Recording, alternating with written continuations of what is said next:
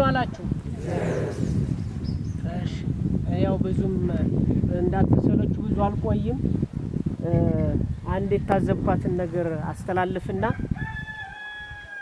ቋጫለው። አስተላለፋችሁ አቀማመጣችሁ እጅግ የተለየ የሚያስደስት ስለሆነ ለራሳችሁ ሞቅ ያለ ጭብጨባ ወታደራዊ አስተላለፍ። እኛ ጋር መደናገር አለ፣ እዚህ ግን አቀማመጥ ወታደር። ከዚህ በኋላ ወደድንም ጠላንም ምንም አማራጭ የለን። ቅድም ያዩሃት ነገር ምንድነው? ከካሜራ ለመደበቅ የሚሞክር ሰው አለ። ከካሜራ ለመደበቅ አትሳቀቁ። በነገራችን ላይ እውነቱን ልንገራችሁ አይቀርም። አሟሟታችን ኋላና ፊት ስለሚሆን ነው እንጂ የታጠቀውን ኃይል ከፊት እየተዋጋ ለእናንተም አይቀርም። መሳቀቅ ያለበት ቁራሽ እንጀራ እየተወረወረለት በ3 ሺህ ብር የተታለለ ብልጽግናው ነው መሳቀቅ መቻል ያለበት። ካሜራ ላይ የአማራ ፋኖ ወይም ይሄን ትግል የሚደግፍ ማህበረሰብ አንገቱን ቀና ነው ማድረግ መቻል ያለበት። አንገቱን ዝቅ ማድረግ መቻል ያለበት። መሳቀቅ የለበትም። የሚሳቀቅ ካለ ችግር አለ ማለት ነው። በሁለት ቢላዋ መኖር አይቻል። አላማውን ነግሯችኋል። ይሄ ትግል ብሶት የወለደው ትግል ነው፣ ለሌላ ለምንም ስላልመጣን ማለት ነው። ስለዚህ እንደውም ለንግግር በደንብ ለመታየት ብቅ ማለት ነው። ለአማራ ትግል ቅድሚያ ራስን አሳልፎ የመስጠት እውቅና ለራሳችሁ መስጠት ነው። መደበቅ አይሰራም። እኛ ከናንተ የወጣን የናንተ ልጆች ነን እኮ። ለምንድነው እኛ ብቻ ከፊት የምንሆነው? እንደው አንዳንድ ጊዜ ከጥላቶቻችንም ቢሆን እንማር። ከ70 ዓመት በላይ በጥናት የተመረኮዘ ጥቃት ነው አማራ ላይ የተፈጠረው። ከ70 ዓመት በላይ በጥናት የተመረኮዘ ድንገት የተፈጠረ ትግል አይደለም። ለ70 ዓመት በጥናት የተመረኮዘ አማራን እንዴት እናጥፋው በሚል እቅድ በጥናት የመጣ አማራን የማጥፋት ዘመቻ ነው የተጀመረው። ስለዚህ የመኖርና ያለ መኖር የህልውና አደጋ ላይ ያለ ማህበረሰብ መደበቅ አያስፈልገውም። እንደው መሪ ሆኖ ራሱን ከፊት ማስተዋወቅ ነው መቻል ያለበት። ካልሆነማ እየተሸዋወድን ነው ማለት ነው። ከዚህ በኋላ ህዝባዊ ነው መሆን መቻል ያለበት። አናሳዝናችሁም? እንደኛስ እኔ በጣም የሚገርመኝ እኛ ጋር እየተታኮሰ ነው። እሺ እናንተ አሁን ለምሳሌ እንደው ንጹህ ነኝ የምትል አማራ ንጹሃን ነኝ በዱላም ሲቀረድድህ ንጹሃን ነኝ አማራ ስለሆንክ ብቻ ትገደላለህ። አማራ ሆኖ ለብልጽግና ንጹህ ነኝ አይሰራም።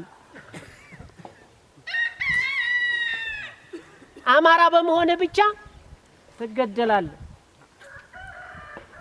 ከተማ ላይ ተዘፍዝፎ መከላከያ ልጇን ሲገልባት አራ ንጹህ ነው ፋኖም አይደለም አማራ በመሆኑ ብቻ ነው የሚገለው። በዱላ ሲሸከሽከው አራ እኔ ፋኖ አይደለም ንጹህ ነኝ አማራ በመሆኑ ብቻ ነው የሚሸከሽከው። የአማራ ትግል ከባድ የሚያደርገው ነገር እንደው ወደፊት ለመውጣት ያለው ፈተና የአማራ ትግል ከባድ ነው። አማራ ከወለጋ አይፈናቀልም አይሳደድም ብለን እኛ ወተን እየተታኮስን አይታረድም ብለን እየተታኮስን ከወለጋ ተፈናቅሎ እነ ጃሮታ ጃሪ ምናምን የሚባሉት አካባቢዎች ላይ ቁጭ ብሎ ደግሞ ገንፎ የሚበላ የአማራ ልዩ ኃይል አይበተንም ብለን እነ ኮማንዶ ዳንኤል የመሰሉ ተኩሰው አይበተንም የአማራ ልዩ ኃይል አይበተንም ብሎ ፈክሮ የተኮሰው እዛው የተሰዋውን እንኳን እያለ የአማራ ልዩ ኃይል በሚኒሻ በአድማ ብተና በፖሊስ ሆኖ ይታኮሰናል። ተመልከቱ እንግዲህ አማራነት በመከላከያ ሆኖ ይታኮሰናል። የአማራ ትግል ከባድ ነው። ከዚህ በኋላ መደበቅ አይቻልም። ወተን ልቅ አንድ ሆነን መታገሉ ነው የሚጠቅመው። ካልሆነ ከባድ ነው። ምንም መልክ የለውም። ሃይማኖታዊ መልክ ያስይዘዋል ሲፈልግ፣ የብሔር መልክ ያስይዘዋል ሲፈልግ። በነገራችን ላይ ቅድም አሰፋ ሲናገር የሰማሁት ይሄ አንዳንድ ጊዜ ወደ ፈጣሪም አሁን እንደው በጸሎትም ቤተ ክርስቲያንም ታቦት ይዛ አደባባይ ወጣለች ታውና አትግደሉን ብላ ማለት የሃይማኖት የሙስሊም ሃይማኖት አባቶችም አደባባይ ላይ ወጥተዋል አትግደልን ብለው። ተማሪዎች በትምህርት ቤት ሰላማዊ ሰልፍ ወጥተዋል በአደባባይ አትግደሉን ብለው። ይሄ ስርዓት ወይም ብልጽግና ማለት የጠራራ ጂኒ ነው የሚባለው።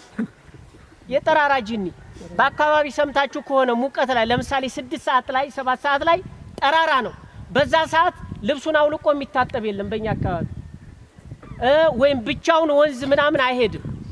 የጠራራ ሰይጣን ይዛል ይመታል ነው የሚባለው። የጠራራ ሰይጣን የመታው ሰው የመትረፍ እድሉ ጠባብ ነው። ብልጽግናም በዚህ ልክ ነው የመጣው። ብልጽግና ማለት የጠራራ አጋንንት ነው። ታዳ ይሄንን የጠራራ አጋንንት የኛ ደግሞ ወሎ በዚህ በኩል ዱዓ አላርል ሁለቱም ሙስሊሙም ክርስቲያኑም ዱዓ አድርጎ ሙስሊሙም በዱዓ ክርስቲያኑም በጸሎት በጸበልና በዱዓ እንደሚላቀቀው ጮሆ እንደሚለቀው ሰይጣን ለዚህ ለብልጽግና ደግሞ ለዚህ ላጋንንት የኛ ደግሞ ይች ክላሽ እንደ ጸበል ወይም እንደ ዱዓ ነው የምንቆጥራት። ማስለቀቂያ በቃ ከዚህ በላይ ጥላት የለም። ስለዚህ ወደ ፈጣሪም ወደ ሰላማዊ ሰልፍ የምናደርግበት አይደለም። ለብልጽግና ክላሽ ጸበሉ ነው በቃ። ይሄንን በጭብጫቦ ግለጹ። ከዚህ በኋላ አንለምንም በቃ። ፋኖ ወደፊት ወጥቶ ሌላ ማህበረሰብ ወደ ኋላ መቅረት መቻል የለበት። ትግሉ ህዝባዊ ነው። ህወሓትን እንግዲህ በአፍሪካ ከፍተኛ ግዙፍ የሆነ የሰራዊት አደረጃጀት የፈጠረ አማራን እያጠፋ ሌላውን ብሔረሰብ እያጠፋ ለ27 ዓመት በደንብ ያስታጠቀው መሳሪያ እንኳን አላቆመው። እኛ ግን በጣም አንድ የሚያሳዝነኝ ነገር አለ። ትግሉ ተጓተተ ለብዙ አመት ተቀምጦ እንግዲህ የከብት መርፌም ይወጋ አላቅም። የተማረውም ያልተማረውም ለዘመናት የከብት መርፌ የተወጋ ያክል ፈዞ ራሱን አሳልፎ ለዚህ በቅተናል አይደል? ከዚህ በኋላ ደግሞ ትግሉ አልተጓተተም። 2 አመት ባልሞላ ጊዜ ውስጥ ይሄን ያክል እንኳን ብዙ ቁጥር ያለው ሰራዊት ማፍራት በጣም ትልቅ ለውጥ ነው። አደረጃጀት እያፈረስን አደረጃጀት እየገነባ መሄድ መቻል አለብን። ትግሉ አልተጓተተም ጎበዝ። ውስጣችንም ውስጥ ያልጠራ ነገር አለ። እያጠራን እያደራጀን እናንተንም አደራጅተን ልናልፍ ነው። እያደራጀን ነው መሄድ ያለብን። ካልሆነ የሆነ ጊዜ ላይ እንኳን ይሄ ፈረሰ ስርዓት ዘጭ ቢል እርስ በርሳችን ነው የምንበላለው አይደል? ስለዚህ አደረጃጀት እየፈጠርን ነው መሄድ መቻል ያለብን። ያልገባው እንግዲህ ልዩ ኃይሉ አይፈርስም ብለን የተዋጋንለት ሚኒሻ ሆኖ ማን ነው አድማ ብተናም ሆኖ እየተዋጋን አለ ብያለሁ። ይሄ ባለበት ሁኔታ የአማራ ትግል ተጓተተን 2 አመት ባልሞላ ጊዜ ውስጥ እዚህ ማድረስ ከተማ ጥቁር አስፋልት ላይ ብቻ እኮ ነው ያለ። ዞንና ከተማ ላይ ነው ያለ። ብልጽግና የሚያስተዳድረው ቀበሌ አለ እንዴ? እስኪ ተጠሩን ያላችሁ። አሁን የገጠር ቀበሌ የለም እኮ።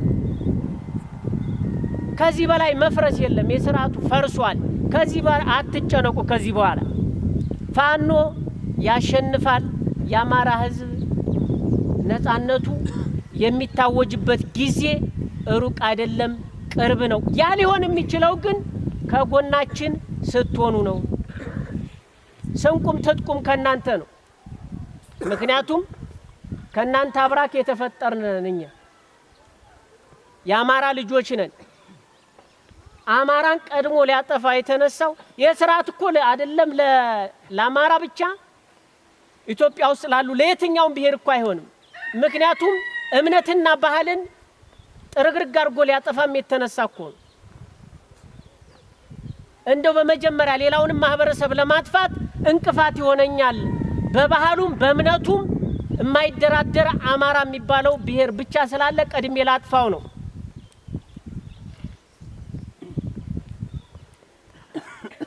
ስለዚህ እኛ ጋር የገጠመው የታጠቀውን ኃይል ካጠፋ በኋላ እንደፈለገ እንደወለጋው እንደውሮ ጉድሮ በግሬደር እየቆፈረ ሊቀብር ስላሰበ ነው እየጨፈጨፈ ማለት ነው። አሟሟቴን አሳምርልኝ ይላል አማራ ሲተርት። አሟሟታችንን አሳምር፣ ንጹሃንን እያልን አንገደል። የታጠቀው ብቻማ ቢሆን ለምሳሌ እዚህ ግሸን አካባቢ ጠይቃችሁ ከሆነ ከአንድ ቤተሰብ 6 ሰው ነው። ምንም ፋኖ እዛ አካባቢ የታጠቀ ኃይል የሚንቀሳቀስ አልነበረም። በቃ አማራን በሰበብ አስባቡ ማጥፋት ስለሆነ 6 ቤተሰብ በአንድ ጊዜ አመድ ያደረገው ማለት ቤቱን ሁሉ የሚያፈራርሰው የሚያቃጥለው በክብሪት መከላከያ የሀገር የሚያሳፍረው እኮ የብልጽግና እንደው የመጀመሪያው በነገራችን ላይ ኢትዮጵያ የምትባለው ሀገር የመጀመሪያ ውርደት የገጠማት አብይ የሚባለው ፊት ሲመጣ ነው። ሳይማር ተምሬያለሁ እያለ ዶክተር ነኝ የሚል ከዚህ በላይ ለኢትዮጵያ የሚያሳፍር የመጀመሪያዋ ገዢ ኢትዮጵያ ውስጥ የነገሰ አሳፋሪ ማለት አብይ ነው። ኢትዮጵያ በዚህ ልክ ናት። ስለዚህ ቅድሚ አማራን ይመስላል እንጂ ባህላችንን እየተሸረሸረ ለዘመናት እኮ ቆይቷል። በነገራችን ላይ አብሮ መብላት ትልቅ ነገር ማነው ትርጉም አለ ይባላል አይደል? አሁን እኮ አብሮ የሚበላ የለ። ባህላችን እየተበረዘ በፊት አሁን ቤተሰብ አብሮ ይበላል።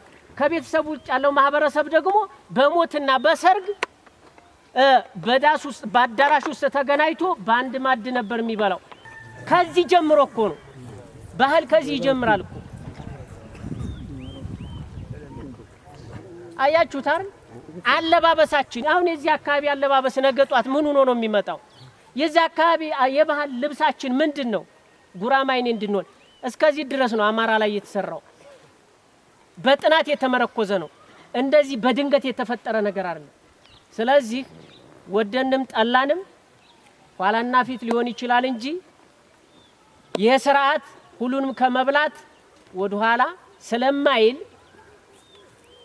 እናንተ አንገት መድፋት የለባችሁም። ሊያፈር የሚገባው ሽርፍራፊ ወይም ቁራሽ እየተወረወረለት መድፋት ያለበት የብልጽግና አሽከር ነው። እናንተ ደግሞ የፋኖ ደጋፊ ከሆንክ ፋኖ ከሆንክ አንገትን ቀና አድርገህ ልትሄድ ይገባል። አመሰግናለሁ።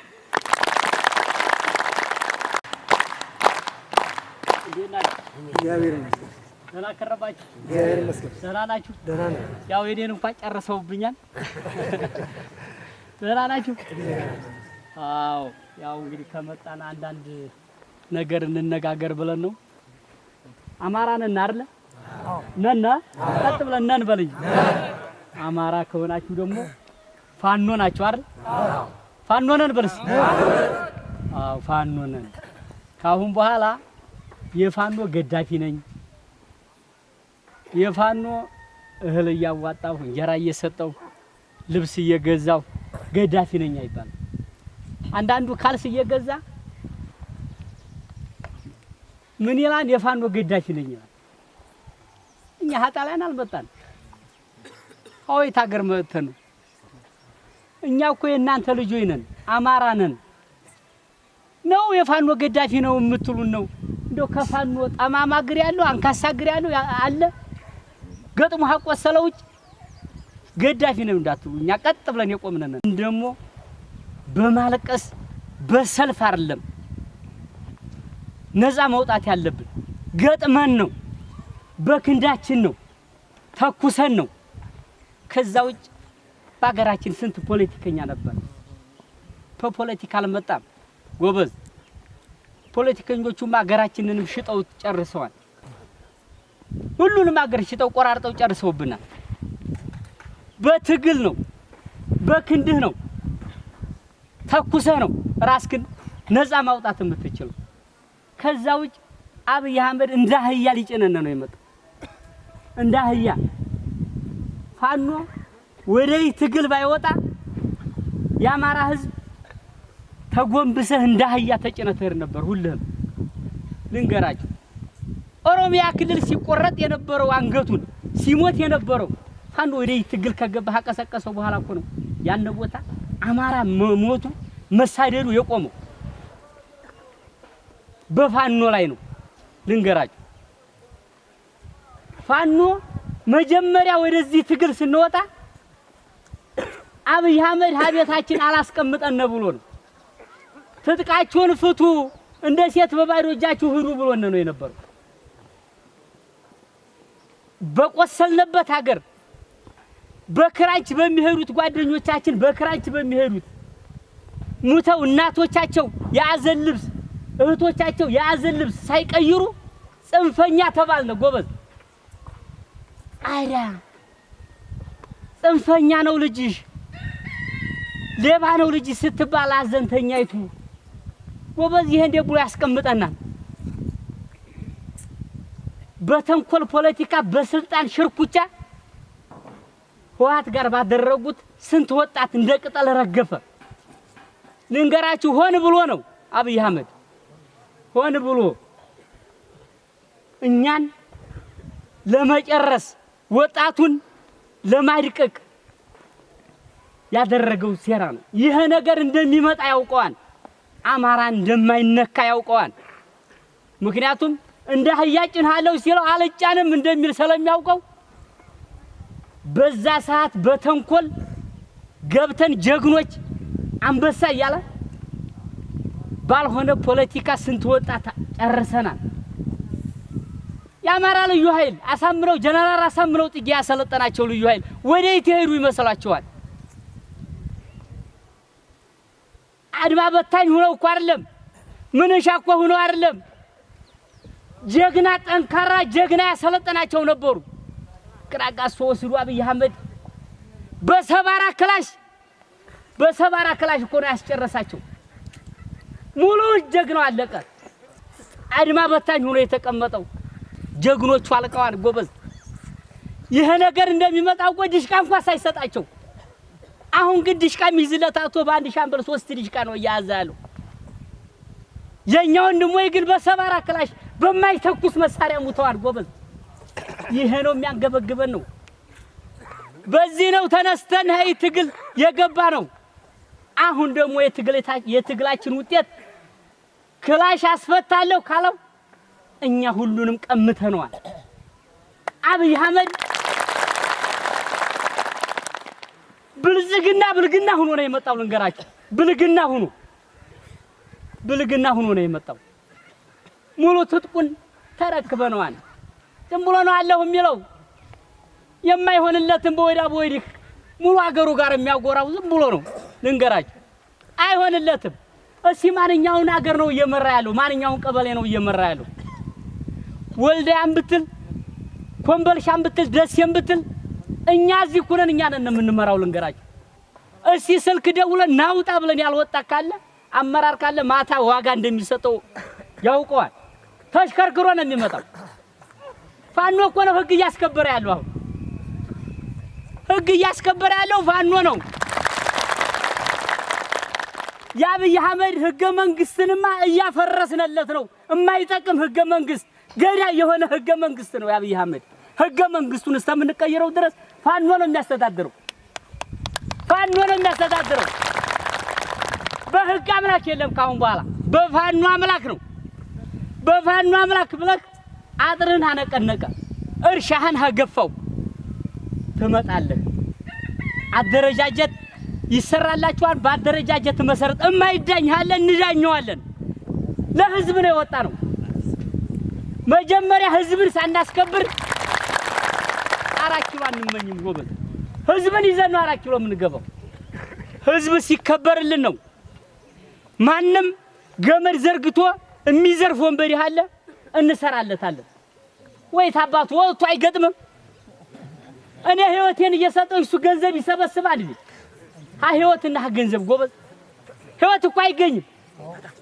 የመጨረሻ ነው ህይወትህን የመጨረሻ ናት ህይወትህ አይገኝም አታየውም ስላለን ነው እናንተን የምናያችሁ በጎበዞቹ አጥንት በሞቱት አጥንት ይኸው እኛ ቁመን እናንተን እየሰበሰብና አማራነትን እያስተማርናችሁ ነው ጀግኖቹ በሞቱት ነው ጎበዝ ሁሉም ወጥተህ መታገል አለብህ በቃ ከንፈር መምጠጥ ምንም አያስፈልግም ማቅራራት ምንም አያስፈልግም ወጥተህ መግጠም አለብህ ገጥመህ ማሳየት አለብህ አማራነትን ማስከበር አለብህ አባቶቻችን እናንተ እኮ ነው ያየነው ጎበዝ አሁን ምን ልታስተምሩነ ነው ተውት ተጫኑ እንዳያለቱሉነ ነው አንጫንም አባቶቻችን አይተናል አትፍሩ ፈርታችሁ አትድኑም ጎበዝ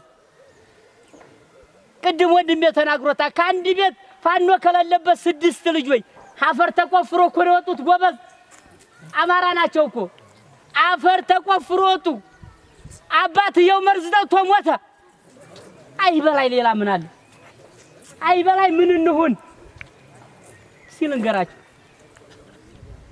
ይሄ ግፍ እየደረሰብ አሁንም ተቀምጬ ወጭ በያቤት ሞታለሁ አልክ አንተ ታውቃለህ አትድንም የሚወረወረው መድፍ የሚወረወረው ሞርተር ፋኖን አይቶ ሳይሆን ያገኘውን ቤት ምታ ያገኘውን ህዝብ ምታ ተብሎ ነው ልንገራችሁ ተመርጦ አይደለም ሀቤት ቁጭ ብለህ ትሞታለህ አንድ አጥፍተህ እንኳን አንድ ጥላት ከመትተህ ብሞት አማራነትክን ዘላለም እየተነገስክ ትኖራለህ ታሪክ ያነሳህ ይኖራል እንደ ጀግኖቹ ካሁን በኋላ ወደ ላይ ወደ ታይ አይሰራም አንድ ሆነን እናንተም እኛም ተጋግዘን አገራችንን ማስከበር አለብን ከዛው ማንንም መጥቶ እንዳህያ ሊጭነና አይገባም ጀግና እኮ ነን የጀግንነታችንን ወሬ ልንጥለው ነው እና ጨርሻለሁ አመሰግናለሁ በጣም ሰላም አማራ ፋኖ በወሎ ሀብት አፈላላጊ መምሪያ ኃላፊ የአማራ ፋኖ በወሎ ምስራቅ አማራ ኮር 2